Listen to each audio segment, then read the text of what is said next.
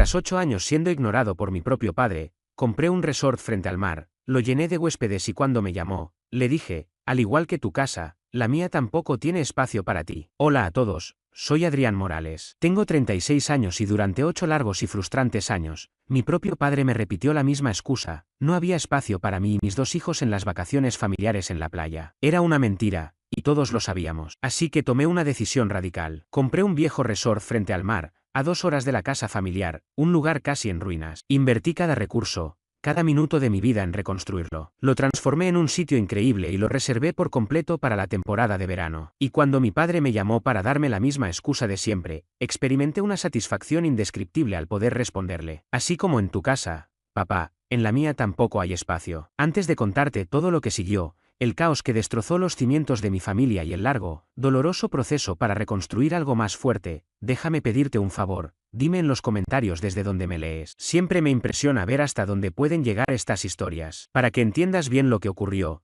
tengo que llevarte a un momento específico, un año antes de aquella llamada. Imagina esto, un martes gris y lluvioso de marzo. Estoy de pie sobre lo que después sería la gran terraza de mi resort, Seaside Haven. En ese entonces solo era un esqueleto de madera podrida, empapada por la lluvia. El aire era una mezcla sofocante de aserrín, sal y humedad. Llevaba un casco amarillo y mis botas se hundían en el barro. El chirrido de una sierra cortando madera mojada era la única música. En ese momento, esto no era un sueño, era una pesadilla costosa y aterradora que amenazaba con consumir mi futuro. Entonces sonó mi teléfono. Lo saqué del bolsillo y lo limpié contra mis jeans. El nombre en la pantalla, y papá. Sentí el mismo nudo frío en el estómago, tan predecible como las mareas. Era la tercera semana de marzo, hora de la llamada anual. Esa que, con un tono educado y calmado, me recordaba cuál era mi lugar en la jerarquía familiar. Muy abajo, me aparté del ruido hacia el muro de ruido junto al mar, con el Atlántico gris golpeando a pocos metros. Respiré hondo y contesté. Adrián, dijo, con esa voz que ya esperaba, firme, eficiente, sin una pizca de calidez. La voz de un hombre cerrando un trato, no la de un padre hablando con su hijo. Hola,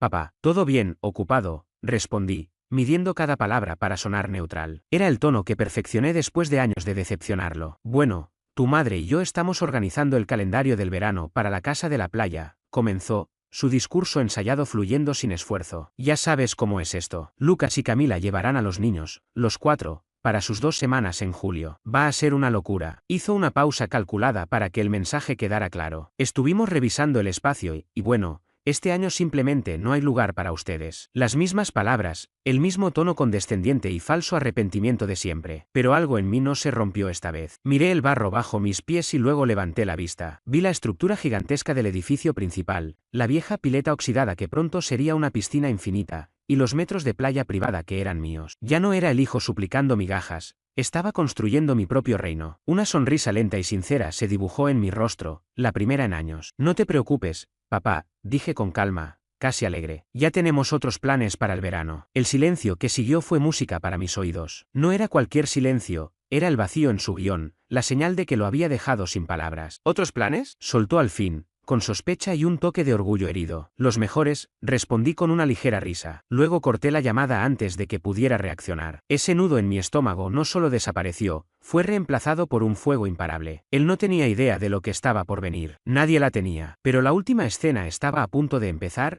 y yo tenía el control. Para entender la magnitud de esa satisfacción, hay que retroceder a esos 8 años previos. Esto no trataba de una simple invitación negada. Fue una campaña sistemática de exclusión emocional, orquestada por mi propio padre y avalada por mi madre y mi hermano. Todo comenzó tras mi divorcio, cuando mi vida estaba hecha trizas. Tenía 28 años. Mi esposa, Valeria, me había cambiado por su instructor de yoga. Yo quedé solo, lidiando con la paternidad y un negocio apenas naciente. Mi hija mayor, Emma, tenía 2 años y mi hijo menor, Daniel, nació 2 meses después de que ella se fuera. En lugar de apoyo, mi familia levantó muros. La casa de la playa era el símbolo de nuestra unión, una casa antigua en los Outer Banks, con olor a sal y madera vieja. Ese lugar era nuestro santuario. Pero el primer verano tras mi divorcio recibí la llamada. Adrián, escucha, me dijo, aparentando preocupación. Con el nuevo bebé de Lucas y Camila, la casa será un caos. No creemos que sea el mejor ambiente para tus hijos. No hay espacio para todo. Dolió. Pero estaba agotado para discutir. Me convencí de que sería algo excepcional. No lo fue. Al año siguiente la excusa cambió, pero el resultado fue igual. Y al siguiente, lo mismo. Así nació una tradición cruel. El momento en que lo entendí todo ocurrió cuando Emma tenía 6 años. Yo trabajaba desde mi oficina en casa,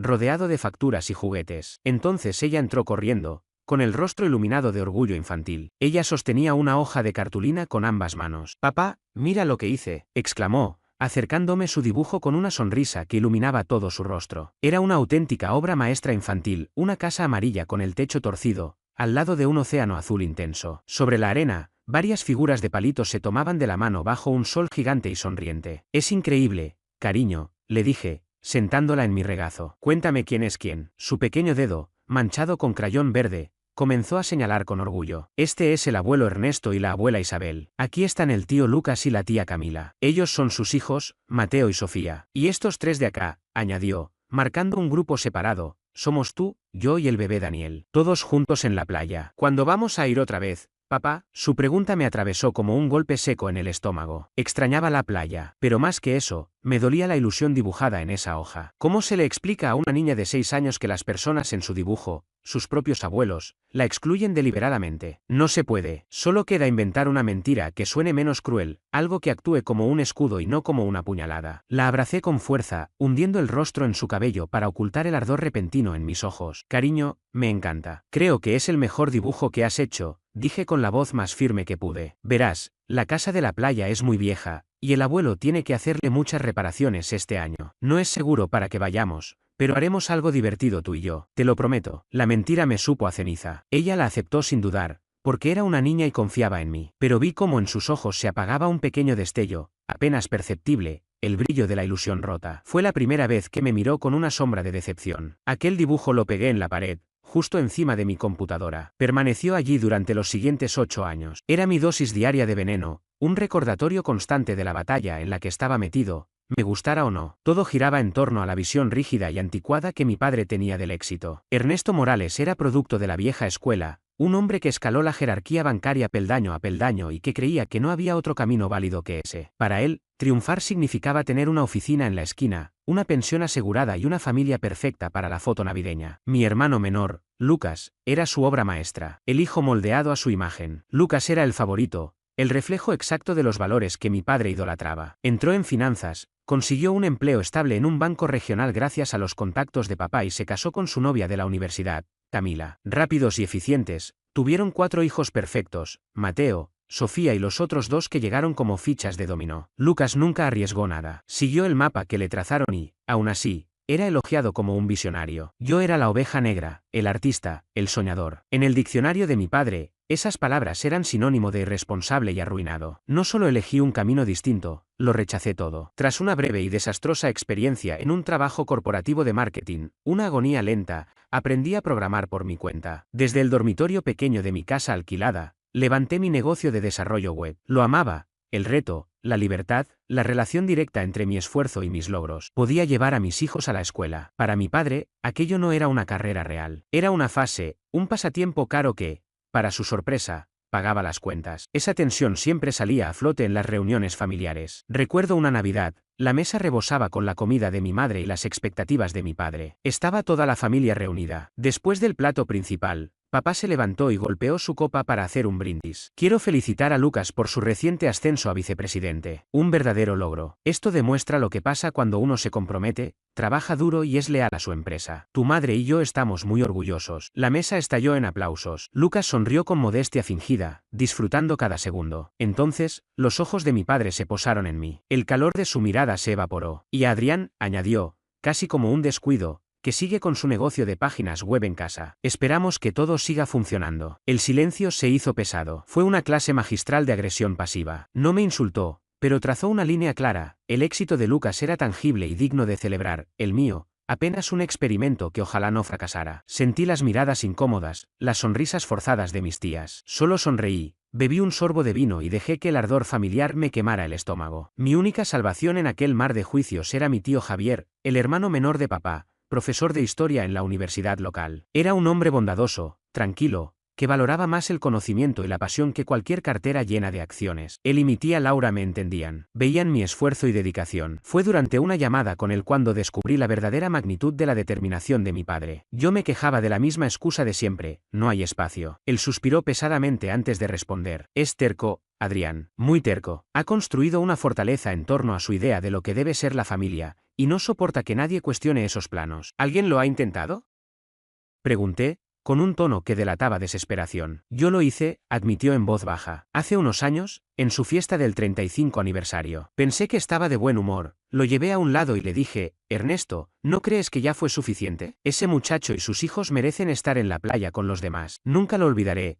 continuó Adrián. Jamás lo vi volverse tan frío, tan rápido. Puso su mano en mi brazo, pero no fue un gesto amistoso, fue una advertencia. Se inclinó y dijo: esa es mi casa, construida con mi dinero, mi familia. No lo olvides. Y tampoco olvides quién te ayudó con el pago inicial de tu casa cuando eras un académico sin un peso. Usó su generosidad como un arma para callarme. Nunca volví a mencionarlo. Aquella historia me abrió los ojos. No se trataba solo de mi padre. Era un sistema de control sostenido con palancas financieras y pura fuerza de voluntad. Mis otras tías, Beatriz y Rosa, no eran débiles, estaban atrapadas. Lo intentaban compensar con salidas aparte y regalos extra para mis hijos en sus cumpleaños. Eran actos pequeños, gestos silenciosos de rebeldía, nunca una revolución abierta. La testigo muda de todo esto era María Fernández, la ama de llaves de la familia Morales durante más de 2 décadas. Me conocía desde que yo era un adolescente lleno de acné. Era una mujer de pocas palabras, pero de lealtad profunda. Ella veía todo, como mi madre, Isabel, se desvivía en halagos por los hijos de Lucas, mientras a los míos los trataba con una cortesía fría, distante. También veía cómo el semblante de mi padre se ensombrecía apenas yo entraba en la habitación. El pecado de mi madre no era la crueldad, era la cobardía. Su silencio era un aval constante al comportamiento de mi padre. Y cada julio, María ejecutaba su propio pequeño acto de desafío. Mi teléfono vibraba con un mensaje. Nunca había texto, solo una foto en alta resolución. Mis sobrinos enterrándose en la arena. Lucas y mi padre en la terraza, cerveza en mano, riendo juntos. Toda la familia feliz, menos 3. Guardaba cada una de esas imágenes en una carpeta oculta del teléfono. Era mi archivo de agravios. En las noches interminables, mientras revisaba código hasta que me ardían los ojos, o en los días en que un pago de cliente se retrasaba y temía no poder cubrir el alquiler, abría esa carpeta. Aquella tristeza ya no era tristeza. Se había endurecido en algo distinto, un núcleo frío, sólido, afilado como un diamante, y se convirtió en mi combustible. Mirando esas escenas robadas, hice un juramento silencioso a mis hijos y a mí mismo: algún día construiría algo propio. Algo tan grande,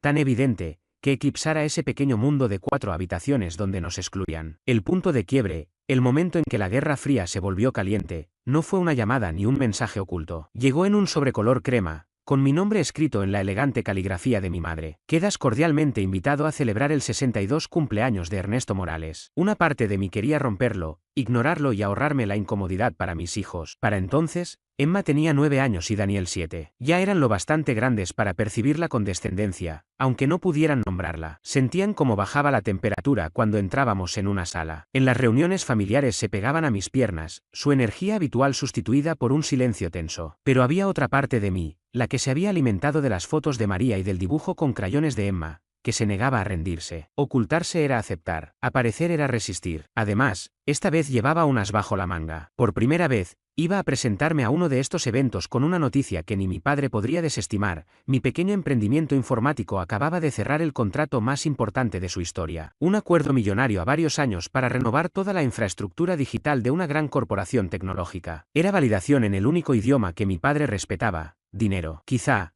solo quizá, eso abriría una rendija hacia su respeto. Una esperanza ingenua que me costaría caro. La fiesta fue en la casa de mis padres. Un enorme colonial impecablemente decorado, más parecido a una sala de exhibición que a un hogar. Cada superficie brillaba. Cada cojín estaba perfectamente mullido. Una casa hecha para lucirse, no para vivirse. Llegamos tarde. Un pequeño acto de rebeldía de mi parte. Cuando crucé la puerta con Emma y Daniel de la mano, ocurrió lo de siempre. La alegre charla se detuvo por un segundo. Una docena de cabezas se giró. Era el reconocimiento silencioso. Ah, mira, el otro hijo apareció. Lo ignoré. Dibujé una sonrisa social y guié a mis hijos hacia la mesa del buffet, refugio seguro en ese mar de juicios. Les serví comida, los dejé en compañía de algunos primos amables y comencé a moverme entre la gente. Mis tías y tíos, como siempre, fueron maravillosos. Me abrazaron, preguntaron por los niños y escucharon con interés genuino cuando hablé de mi trabajo. Ellos eran mis aliados, pero minoría en este sistema familiar de 2 bandos. El momento llegó más tarde, después de la torta y de que mi padre soplara las velas. Me encontré en el patio trasero, rodeado por un círculo pequeño pero poderoso. Mi padre, copa de whisky caro en mano; Lucas, con una sonrisa presuntuosa y un blazer nuevo, y un par de viejos amigos del banco, irradiando esa complacencia típica del dinero heredado. Era ahora o nunca. Por cierto, papá, empecé, modulando la voz para sonar casual, pero clara.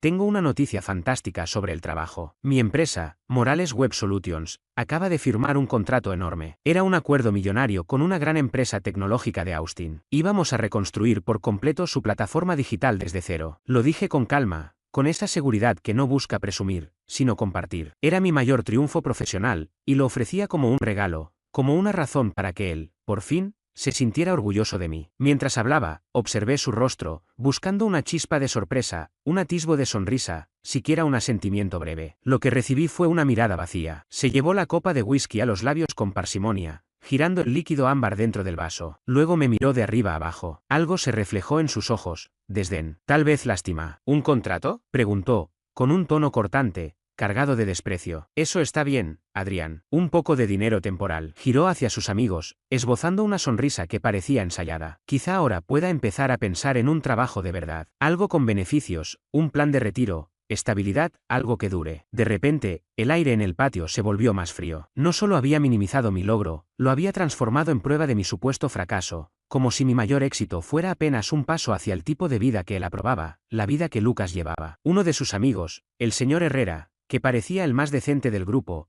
intentó suavizar la tensión. Vamos, Ernesto, no seas tan duro. Un contrato millonario es un gran logro en cualquier industria. Felicidades, hijo. Pero el veneno ya estaba en el aire, y Lucas, siempre oportunista, no perdió la ocasión para dar el golpe final. Soltó una carcajada breve, seca. No lo entiendes, papá. Ese es su trabajo. Se pasa el día jugando en la computadora, sin jefe, sin oficina, sin responsabilidades. Después me miró directamente, y sus ojos brillaban con una malicia que me heló. Si tuvieras un trabajo real, Adrián, podrías llevar a tus hijos a unas vacaciones de verdad, en lugar de mendigar un espacio en la casa de la playa cada maldito año. Ahí estaba, la verdad nunca dicha, el origen del veneno que envenenaba nuestra familia, expuesta ante todos, convertida en un arma bajo la luz del patio. Usó mi herida más profunda como si fuera un chiste. Sentí como la sangre me hervía y luego se helaba. Todo mi cuerpo se tensó. Podía sentir las miradas clavadas en mí. El silencio súbito de los invitados que habían escuchado. Quise lanzarme sobre él. Quise borrarle esa sonrisa cruel de la cara. Quise gritarle a mi padre por crear este monstruo,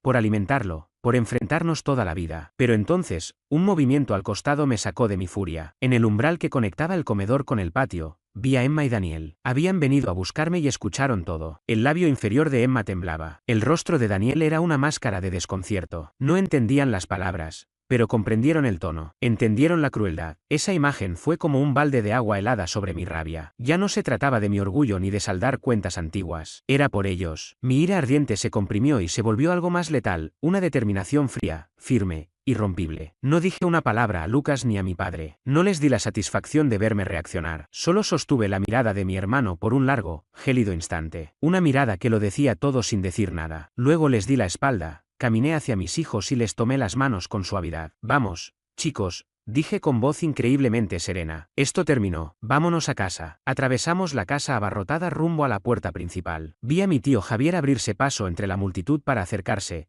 con el rostro lleno de disculpas y furia en mi defensa. Le hice una leve seña con la cabeza. No aquí, no ahora. Él entendió y se detuvo. Los primeros 10 minutos del trayecto fueron un silencio absoluto. Solo se oía el sonido rítmico del limpiaparabrisas sobre la llovizna y un sollozo ahogado desde el asiento trasero. Sujetaba el volante con tanta fuerza que los nudillos me dolían. Mis ojos fijos en la cinta oscura de asfalto. La escena se repetía en mi mente una y otra vez. El gesto desdeñoso de mi padre, la burla de Lucas, el labio tembloroso de Emma. Finalmente, una vocecita rompió el silencio. Era Daniel. Papá, sí, ¿campeón? Respondí con la voz áspera. ¿Por qué el abuelo y el tío Lucas no quieren tu trabajo? A mí me gusta. Tú hiciste mi página de videojuegos. Eso bastó. Esa pregunta inocente, tan simple, tratando de darle sentido a la crueldad que acababa de presenciar, quebró algo en mí. O quizás soldó algo que llevaba roto demasiado tiempo. Encendí la luz direccional, orillé el auto y lo detuve sobre el arcén de una carretera desierta. Apagué el motor. El silencio fue abrumador. Desabroché el cinturón y me giré por completo, apoyando una rodilla en el asiento para mirarlos de frente, bajo la tenue luz verde del tablero. Sus rostros pálidos, serios. Tomé aire, profundo y tembloroso. Escúchenme los dos, dije,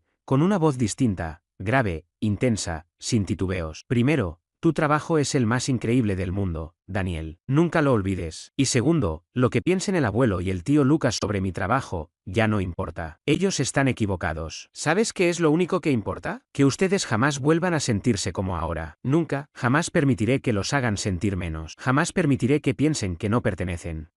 Miré el rostro empapado de lágrimas de Emma y los ojos grandes y preocupados de Daniel. Extendí las manos hacia ellos y las apoyé suavemente sobre sus rodillas. Te lo prometo, dije, y cada palabra sonó como un juramento forjado en acero dentro del silencio frío del coche. Esta será la última vez que esperemos una invitación para sentarnos en su mesa. A partir de hoy, construiremos la nuestra. Y no será cualquier mesa, será más grande, más hermosa y tan sólida que todos aquellos que valoren la bondad y la lealtad querrán un lugar en ella. Mis hijos no comprendieron cada detalle, pero sí entendieron la esencia. Vieron el fuego en mis ojos, sintieron como el suelo bajo nuestra pequeña familia empezaba a moverse. El padre callado y triste, que hasta ese día solo sabía encajar golpes, ya no existía. En su lugar había un hombre con un plan. Mi padre y mi hermano creían que habían ganado otra batalla. No sabían que, sin darse cuenta, acababan de declarar una guerra para la que no estaban preparados. Esa noche, dormir fue imposible. Después de acostar a Emma y Daniel, asegurándoles con una confianza que aún no sentía del todo, caminé hasta mi oficina. No abrí ni un solo expediente de clientes. Solo abrí un documento en blanco, y en letras enormes, escribí, el plan. La humillación que había sentido aquella tarde actuó como un crisol, quemando años de inseguridades, de intentar encajar, de buscar aprobación. El dolor seguía allí, pero se transformó en combustible. Comprendí algo con una claridad brutal: nunca ganaría jugando con sus reglas. No podía vencer a un banquero en su propio tablero, pero sí podía crear un juego distinto. Un mundo tan alejado de su imaginación limitada que, cuando lo notaran, ya estaría terminado. El año siguiente fue una prueba del poder de la rabia enfocada. Cada recuerdo doloroso, cada gesto de desprecio, lo convertí en trabajo. Dejé de ser un simple profesional independiente, me transformé en el director general de una agencia en expansión. Cerré un contrato millonario que usé como ariete para abrir puertas. Contraté a los dos mejores talentos que encontré: Iván Ríos, un prodigio de la programación que, con apenas 22 años, veía el código como si fuera la Matrix, y Lucía Vargas, una estratega en marketing con una sonrisa magnética y una red de contactos que parecía infinita. Nos convertimos en una potencia. No solo diseñábamos sitios web, creábamos auténticas transformaciones digitales. Empresas al borde del fracaso se volvían líderes en su sector gracias a nosotros. La reputación se convirtió en nuestra mejor publicidad. Un gran contrato abrió las puertas a 3 más. Mis ingresos no se duplicaron ni se triplicaron, crecieron exponencialmente. Vivía a base de café negro y dormía apenas 4 horas por noche. La culpa por no ver tanto a mis hijos era enorme, pero cada minuto con ellos lo hacía contar. Les expliqué con palabras simples. ¿Recuerdan que les dije que estábamos construyendo nuestra mesa? Pues ahora estoy cortando la madera y martillando los clavos. Trabajo duro ahora, para que después tengamos un banquete. Ellos lo entendieron. Eran mis socios en todo esto. Pero la agencia, por muy exitosa que fuera, era solo la primera fase. Era la base de algo mucho más grande, el sueño que había dormido durante años y que ahora no solo era posible, sino inevitable. Mi mejor amigo desde la universidad, Diego Campos, era asesor financiero. No uno de esos tipos aburridos con traje, sino un cazador incansable, apasionado por encontrar joyas ocultas en el mercado. Una mañana sonó mi teléfono. Adrián, deja todo lo que estás haciendo, dijo con una voz electrizada. Acaba de llegarme una oportunidad hecha para ti. ¿Recuerdas ese viejo resort en la costa? Seaside Haven. Ese que parece abandonado desde los 70. Tenía una vaga imagen en la mente: edificios desgastados que siempre dejábamos atrás camino a las playas bonitas. Los dueños, los Johnson, están en sus últimos años, continuó Diego. El lugar se cae a pedazos. No tienen dinero ni energía, y el banco está por ejecutar la hipoteca. Está a la venta por una fracción de lo que vale realmente. En mi cabeza no se encendió solo una luz, fue como si explotara una estrella. Ese era el tablero, las piezas, el juego entero. La promesa que hice a mis hijos estaba a punto de materializarse. Lo quiero, dije, con una calma que no dejaba dudas. Diego soltó una carcajada. Tranquilo, tigre, seamos realistas. Es un desastre. Hablamos de millones en renovaciones. El sector hotelero es una trituradora. Y tú eres un tipo de tecnología. Ahí te equivocas, repliqué, con la mente a 1000 por hora. Mi cliente más grande del último año, el que me permitió generar todo este capital, es una cadena boutique de hoteles. No solo diseñé su web, me metí en sus entrañas. Conozco su sistema de inventario, su software de gestión de ingresos, sus embudos de marketing. Sé por qué triunfan y por qué fracasan sus competidores. Era como si el universo me hubiera dado no solo el dinero, sino también la educación exacta para dar el siguiente paso. Pasé 2 horas en videollamada con Diego, explicándole mi visión. Él intentaba poner obstáculos, yo le mostraba rutas alternativas. Al final, me creyó, pero los bancos no. Las 3 primeras solicitudes de crédito fueron rechazadas en tiempo récord. Siempre la misma respuesta: sector de alto riesgo, operador sin experiencia. Fue entonces cuando decidí usar mi carta más poderosa: Alejandro Torres, director de la cadena hotelera para la que había trabajado. Un multimillonario hecho a sí mismo, que empezó con un motel destartalado. Un hombre duro, exigente, pero que respetaba la audacia. Conseguí una reunión. No presenté solo un plan de negocios, le conté la historia completa. Los 8 años de exclusión, la humillación, la promesa a mis hijos. Fui brutalmente honesto. Cuando terminé, Alejandro se recostó en su silla de cuero. Un minuto eterno de silencio. Creí que había fracasado. Mi viejo también era un desgraciado, dijo al fin, con una sonrisa irónica. Me aseguró que acabaría arruinado antes de los 30. Se inclinó hacia adelante. Me gusta esto. Tienes agallas y los números no son una locura. Haré una llamada. No solo eso, ofreció convertirse en socio silencioso, aportando el 20% del capital a cambio de participación en la propiedad. Su nombre en el contrato fue la llave mágica. De pronto, el banco no veía a un desarrollador web temerario, sino a un proyecto respaldado por Alejandro Torres. El trato se aprobó en una semana. Seaside Haven era mío. El día que recibí las llaves caminé solo por la propiedad. De cerca era aún más desolador. El vestíbulo olía a moho y derrota. En la piscina, un ave muerta flotaba en agua verdosa. Por un instante, parado en la terraza principal, sintiendo como la madera crujía bajo mis pies, el terror me golpeó como una ola. ¿Qué demonios acabo de hacer? Estaba endeudado hasta el cuello. No era solo un riesgo, era una apuesta que podía arruinar mi vida. Saqué el teléfono con las manos temblorosas. Mi pulgar se detuvo sobre el número de Diego Campos, a punto de llamarlo y confesar que me sentía completamente fuera de control. Pero antes de marcar, la pantalla se iluminó. Aún mostraba el dibujo de Emma, mi hija, la casita amarilla, el océano azul y esas figuras sonrientes con forma de palitos. Me quedé mirándolo en silencio y respiré hondo, aspirando el aire salado que ya comenzaba a oler a madera podrida. En ese momento entendí que esto ya no se trataba de venganza. Era algo mucho más profundo. Quería reemplazar ese dibujo con una realidad, crear un paraíso tangible para mis hijos. Así comenzó el periodo más extenuante de mi vida. Durante los siguientes 9 meses trabajé sin descanso. Contraté a Andrea Navarro, una gerente de hospitalidad con tanto talento que podría administrar un resort 5 estrellas con los ojos cerrados. Después encontré a Fernando Díaz, un contratista local, tercera generación de constructores, con manos duras como cuero y la mirada de un artista. Los obstáculos no tardaron en aparecer. Una tormenta brutal destrozó parte del techo de la edificación principal, provocando daños por más de $100.000. A eso se sumó el hallazgo de asbesto en las paredes, lo que desató un infierno logístico que retrasó el proyecto otros 2 meses y devoró una fortuna en mano de obra especializada. La peor noche llegó en pleno invierno, en febrero. Estaba en mi remolque, frente a una hoja de cálculo teñida de números rojos. Nuestro principal proveedor de madera había quebrado, y con la cadena de suministros hecha un caos, conseguir otro parecía imposible. Cada día de retraso me costaba miles solo en intereses. Las paredes del tráiler se me cerraban encima. Las deudas, las expectativas de mis inversionistas, la promesa que le había hecho a mis hijos, todo me estaba aplastando. Desesperado, tomé el teléfono y marqué el número de Alejandro Torres. Eran las 11 de la noche. Creo que cometí un error, murmuré casi sin voz. No puedo con esto. La madera, los retrasos. Voy a fracasar, Alejandro. Esperaba gritos, amenazas, que me retirara el financiamiento. En cambio, soltó una carcajada grave y tranquila. ¿De verdad pensaste que esto iba a ser fácil, hijo? Me dijo, construir algo real nunca lo es. Así debe ser. El universo quiere saber si lo deseas lo suficiente. Yo perdí la mitad de mi primer motel por un incendio 2 semanas antes de la apertura. Quise renunciar,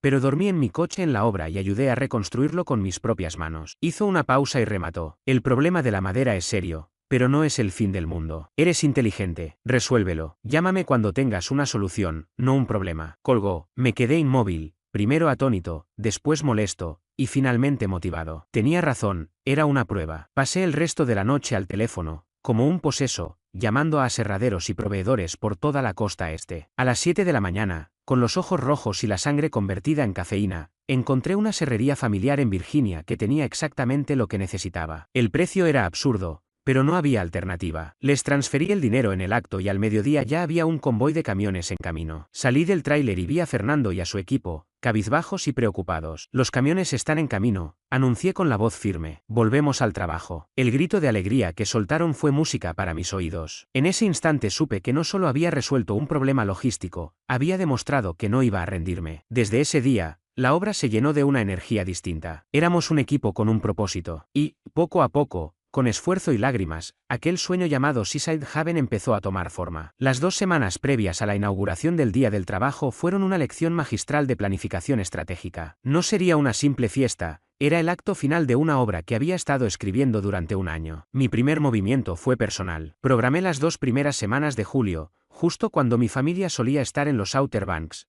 para la apertura en modo privado. Los únicos invitados éramos Emma, Daniel y yo. Teníamos todo el resort para nosotros.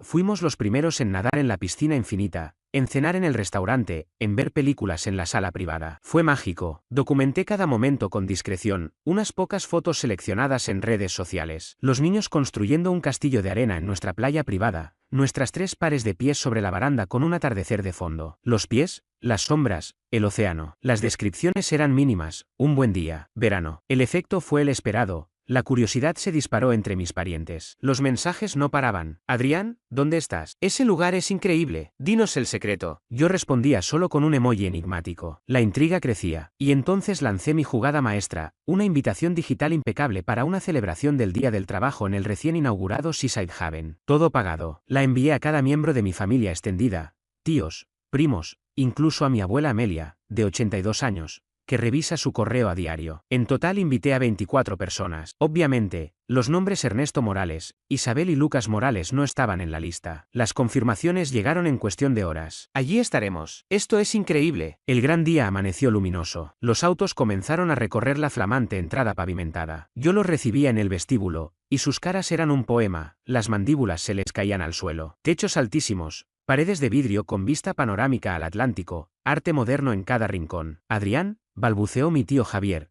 tomándome del hombro. ¿Qué es todo esto? ¿Tú hiciste esto? Tenía una visión, respondí sonriendo, y mucha ayuda. El fin de semana fue un torbellino de alegría. Andrea y su equipo funcionaron como un reloj. El chef Héctor preparó banquetes que dejaron a mi familia en éxtasis. Los niños corrían por la zona de aventuras. Por primera vez vi a mis hijos no como acompañantes, sino como anfitriones orgullosos, guiando a sus primos por cada rincón, con una confianza que nunca les había visto. El clímax llegó el sábado por la noche, con la cena bajo un cielo iluminado por luces cálidas, en mesas largas y elegantemente decoradas. La brisa marina nos envolvía, las risas se mezclaban con el tintinear de las copas y, cuando sirvieron el postre, mi tío Javier se puso de pie, golpeando suavemente su copa con una cuchara. Me sonrió desde el otro lado de la terraza. Creo que hablo en nombre de todos los presentes, comenzó, con una voz cargada de emoción, cuando digo, gracias, Adrián, lo que has logrado aquí es impresionante. No es solo un resort, es una declaración. Un murmullo de aprobación recorrió la mesa. Era la señal que había estado esperando, el momento que todo el fin de semana había sido diseñado para generar. Me puse de pie lentamente, bebí un sorbo de agua para calmar mis nervios y dejé que mi mirada se posara en los rostros de mi familia,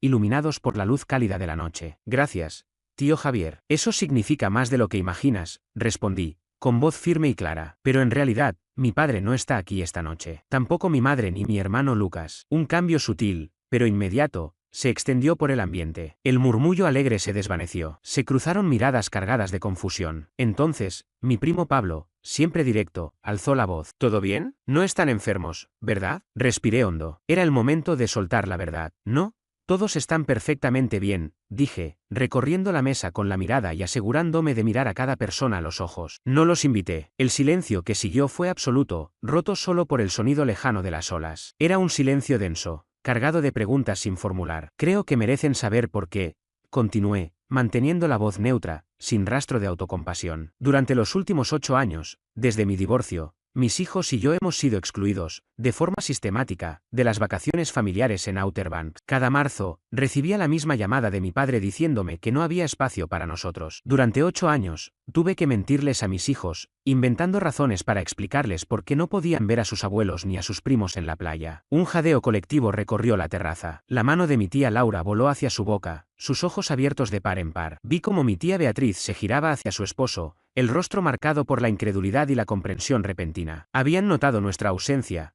claro, pero habían creído las excusas superficiales. Jamás imaginaron la crueldad deliberada detrás de todo. Construí este lugar, dije con voz firme, dejando que la emoción se abriera paso, porque hace un año, en un camino oscuro, le prometí a mis hijos, entre lágrimas, que nunca más los harían sentir que eran menos importantes. Levanté esto para crear un nuevo punto de unión para nuestra familia, un espacio basado en la inclusión, no en la exclusión. Hice una pausa, dejando que las palabras flotaran en el aire salado. Construí un lugar donde siempre habrá espacio. El hechizo se rompió. La verdad salió a la luz, desnuda y contundente. Mi tía Laura lloraba abiertamente ahora. Oh, Adrián, no teníamos idea. Lo siento tanto, dijo entre sollozos. Entonces, mi tío Javier, con el rostro enrojecido por la indignación, golpeó la mesa con fuerza, haciendo saltar las copas. Se puso de pie con una presencia imponente. Está diciendo la verdad absoluta, tronó con voz grave que se escuchó hasta el último rincón de la terraza. Yo mismo enfrenté a Ernesto por esto hace años, y prácticamente me amenazó para que guardara silencio. Usó su dinero y su influencia para asegurarse de que nadie lo cuestionara. Como si fuera una señal, mi tía Rosa, hermana de mi madre, se levantó también. Siempre nos sentimos fatal, admitió. Intentábamos organizar cosas aparte para Emma y Daniel porque sabíamos que los estaban dejando de lado, pero nunca imaginamos que fuera algo deliberado. Creíamos que era simple mala organización. Fue una reacción en cadena, una explosión de confesiones y validaciones. Uno a uno, mis familiares comenzaron a hablar, compartiendo sus observaciones, su culpa, su indignación en mi favor. Entonces Pablo, mi primo brillante y amante de la tecnología, tuvo una idea genial. Sacó su teléfono. Un momento, dijo con una sonrisa traviesa. Esta historia merece llegar más lejos. Presionó el botón de grabar y comenzó a transmitir en vivo, publicando directamente en el grupo privado de la familia Morales en redes sociales, donde sabía que mis padres y Lucas estaban. Hola, clan Morales, aquí Pablo, transmitiendo en vivo desde el espectacular resort de mi primo Adrián, Seaside Haven, narró mientras giraba la cámara para mostrar la vista, los detalles de lujo y los rostros sonrientes. Solo quería darles un vistazo de lo que pasa cuando le dices a un genio que no es suficiente durante 8 años. Por aquí tenemos la piscina infinita, más allá el restaurante gourmet. Ah, y aquí están 24 de tus parientes pasando el mejor momento de sus vidas, continuó, moviendo la cámara para capturar a todos asintiendo y sonriendo. Se estarán preguntando, ¿quién falta en esta foto? Pues se los digo, Ernesto, Isabel y mi primo estrella, Lucas. Y, como acabamos de enterarnos esta noche, es porque durante 8 largos años le dijeron al hombre que construyó este paraíso que su humilde casa de 4 habitaciones no tenía espacio para él ni para sus hijos. Así que, sí, supongo que Adrián finalmente construyó un lugar lo suficientemente grande para quienes realmente lo quieren. Ironías de la vida, ¿no? Cerró la transmisión y pulsó publicar. El sonido de una notificación llegó casi al instante. Alguien lo había visto. La bomba había explotado, y todos permanecimos allí, en aquella hermosa terraza, convertidos en una familia renovada, esperando la inevitable onda expansiva. Las consecuencias no fueron inmediatas. Durante unos 10 minutos, después de que el vídeo se hizo público, reinó una calma extraña, tensa, como la quietud que precede al trueno tras el relámpago. Conversamos en voz baja, con un tono grave. La atmósfera festiva se había transformado en un ambiente cargado de solidaridad y de ajustes internos tras 8 años de mentiras. De repente, el teléfono que había dejado deliberadamente boca abajo sobre la mesa comenzó a vibrar. No fue una simple alerta, era un temblor continuo, frenético, como si un enjambre furioso se hubiese liberado. El aparato se desplazaba sobre la superficie pulida de la mesa con insistencia. No le dediqué ni una mirada. Lo tomé con calma, silencié la llamada y lo guardé en el bolsillo. Esa noche estaba reservada para las personas que habían decidido estar conmigo, no para quienes me habían apartado durante tantos años. Las siguientes 2 horas fueron un bálsamo. Conversé de verdad con mis tíos, tías y primos. Compartimos historias. Hubo disculpas por no haber visto antes lo evidente, y en ese intercambio nació un respeto nuevo, forjado en medio de esa revelación. Fue un momento liberador, casi terapéutico. Pasada la medianoche, cuando los últimos invitados se retiraron a sus lujosas habitaciones y quedé solo en la tranquilidad de mi suite privada, con la vista fija en el océano oscuro, me atreví al fin a revisar el teléfono. Lo que vi era una escena del crimen digital, 34 llamadas perdidas, una docena de mi padre, casi 20 de mi madre, y varias de Lucas. La lista de mensajes sin leer era interminable. Lucas había escrito con una furia creciente, comenzó con incredulidad, ¿qué demonios fue ese vídeo? Luego vinieron las acusaciones, eres un manipulador que quiere poner a la familia en nuestra contra, y terminó con rabia patética. ¿Te crees importante ahora? Sigues siendo nada. También estaban los correos de voz. Reuní valor y escuché uno de mi madre. Fue exactamente lo que esperaba, un mar de lágrimas fingidas y victimismo. Adrián, ¿cómo pudiste? Sollozaba, con voz cargada de dramatismo. ¿Cómo fuiste tan cruel con tus propios padres? Siempre te hemos amado, y así es como nos pagas, humillándonos delante de toda la familia. Tienes que arreglar esto. Llámame ahora mismo y discúlpate. Ahí estaba la esencia, ni una pizca de reflexión, ni una sola admisión de culpa. Todo giraba en torno a sus sentimientos, a su imagen, a su incomodidad. Era la voz de una mujer que había sido cómplice silenciosa de 8 años de desprecio y que ahora no podía aceptar que la víctima aprendiera a defenderse. Eliminé todos los mensajes sin escuchar los demás. En ese momento, el teléfono volvió a sonar. Era mi padre, sabía que no se detendría, y decidí contestar. Quería cerrar este capítulo con mis propias palabras. Activé el altavoz para que su voz invadiera el silencio de la habitación. ¿Qué demonios crees que estás haciendo?, rugió, sin saludo ni rodeos. Ensucias el nombre de tu familia. Exhibes nuestros problemas como si fueran chismes baratos. Lo dejé desahogarse. En mi mente lo imaginé en su despacho, el rostro enrojecido, sintiendo como su mundo de control absoluto se derrumbaba. Esperé a que se quedara sin aire, y con voz serena, respondí. ¿Ya terminaste? Que sí terminé. Apenas estoy empezando, bufó.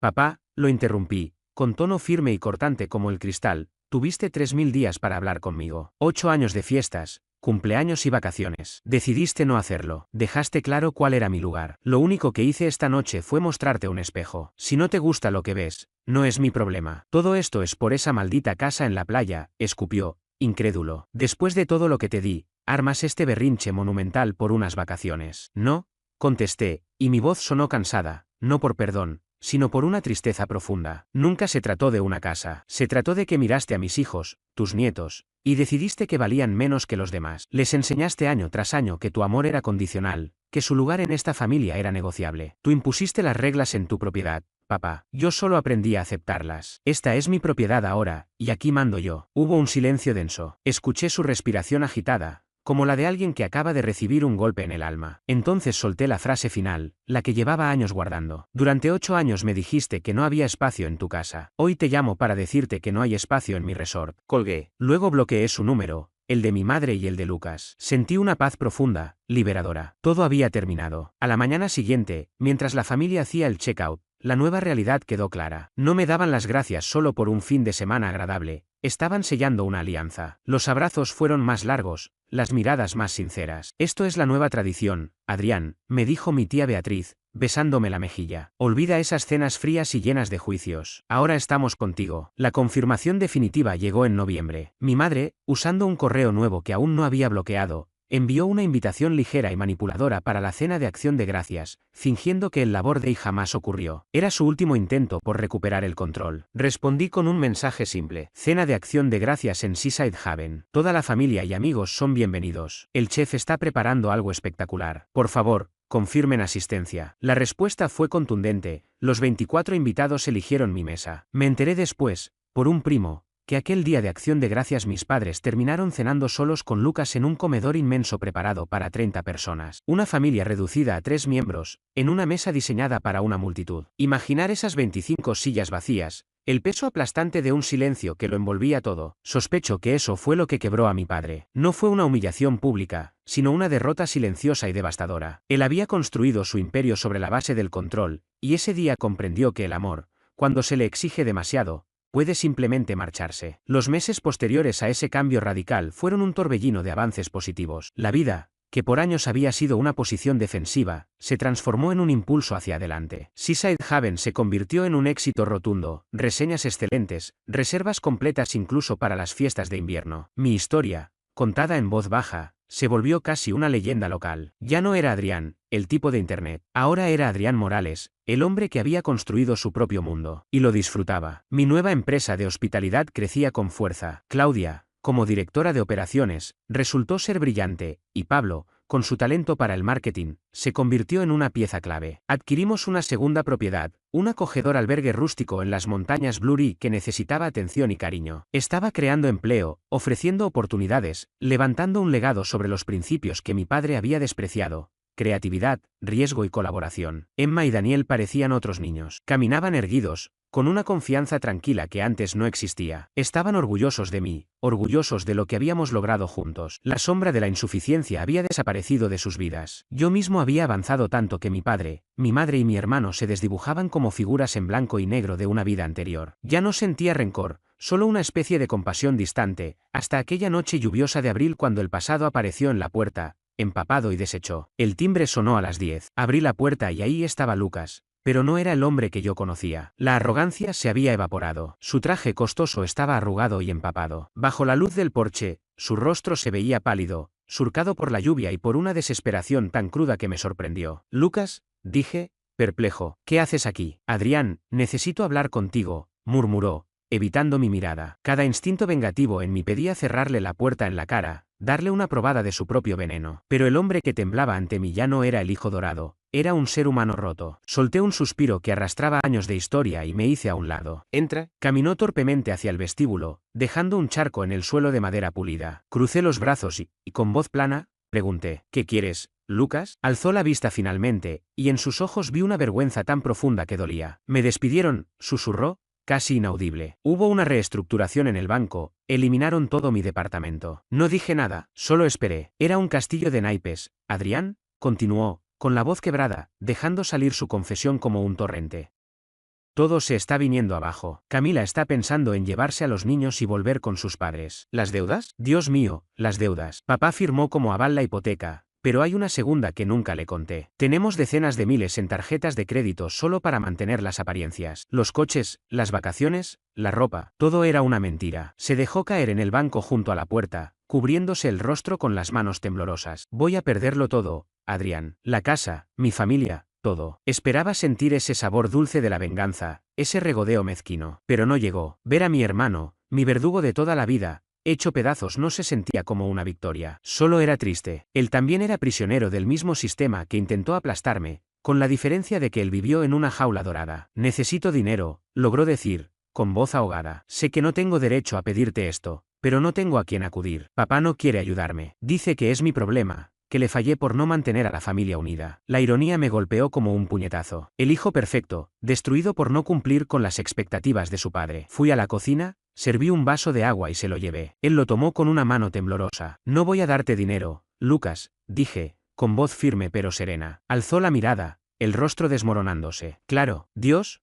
por supuesto. Pero, añadí, arrastrando una silla para sentarme frente a él, si voy a ayudarte. Me miró incrédulo, entre confusión y alivio. Esto es lo que va a pasar, continué, adoptando ese tono ejecutivo que siempre le molestó. Mañana, a las 9 en punto, estarás sentado en mi mesa. Vas a traer tu currículum, tu carta de despido, cada extracto bancario, todos los estados de cuenta de las tarjetas, cualquier documento de préstamo. Vas a traer absolutamente todo lo que explique el desastre que creaste. Lo pondremos sobre la mesa y vamos a elaborar un presupuesto real, doloroso, honesto. Luego diseñaremos un plan. Él no podía pronunciar palabra, solo movía la cabeza lentamente, incrédulo. Voy a ayudarte a encontrar trabajo, continué. Pero no será un puesto elegante con título de vicepresidente. Será un empleo real, probablemente con menos sueldo, donde tendrás que demostrar tu valor desde el primer día. Tengo contactos, gente que respeta el esfuerzo, no las conexiones familiares. Empezarás desde abajo. Tendrás que tragarte el orgullo. La pregunta es, ¿eres capaz de hacerlo? Las lágrimas comenzaron a recorrer su rostro sin control. Solo pudo asentir. ¿Por qué? Susurró al fin con voz quebrada. Después de todo, después de lo horrible que fui contigo toda tu vida, ¿por qué harías esto? Lo miré, derrotado y frágil, y la respuesta me resultó sorprendentemente sencilla. No se trata de perdonar. No todavía. Se trata de algo más grande. Porque mis hijos y tus hijos son primos, le dije, y ellos merecen un futuro donde sus padres no estén en guerra. Y porque yo no soy él, Lucas. No estoy muerto. No llevo una lista de agravios. Yo construyo cosas. Y ahora mismo, tú más que nadie necesitas ser reconstruido. Aquella noche lluviosa marcó el inicio del resto de nuestras vidas. Era el comienzo de algo nuevo, algo frágil, pero real. Durante el doloroso proceso de desmantelar su vida financiera, terminó derrumbando también su ego. Se disculpó y, por primera vez, le creí. Semanas después, establecí un fondo educativo administrado por el tío Javier para todos los nietos de la familia Morales. Fue mi declaración final de independencia frente a la filosofía de mi padre. Nuestro legado ya no trataría de control, sino de oportunidad. 2 años pasaron volando. La vida encontró un ritmo más sano. Mi compañía hotelera ahora gestionaba 4 propiedades. Lucas, humilde y trabajador, prosperaba en su nuevo empleo, menos glamuroso, pero honesto. Se convirtió en un mejor hombre gracias a ello. Él y Camila lograron reencontrarse, construyendo su relación sobre cimientos de honestidad, no de apariencias. La vieja casa de playa en los Outer Banks se vendió a una familia de Ohio. Solo era una casa. Ya no tenía poder para lastimarnos. El momento más silencioso y significativo de reconciliación llegó una tarde cálida, a finales de verano. En la fiesta por el cumpleaños número 67 de mi padre, organizada por la insistencia firme y dulce de mi madre en Seaside Haven, lo vi diferente. Los años de aislamiento, lejos de la familia que alguna vez dominó, habían desgastado su arrogancia. Estaba más callado, más lento, con la mirada cargada de tristeza. Había perdido su trono, y tal vez en esa pérdida, recuperó una parte de su alma. Se acercó a mí al final del día. Nos quedamos de pie en la terraza principal, la misma donde recibí la llamada que cambió mi vida, contemplando juntos como el sol se hundía en el horizonte. Este lugar que levantaste, dijo con voz ronca, los ojos fijos en el océano. Sólido,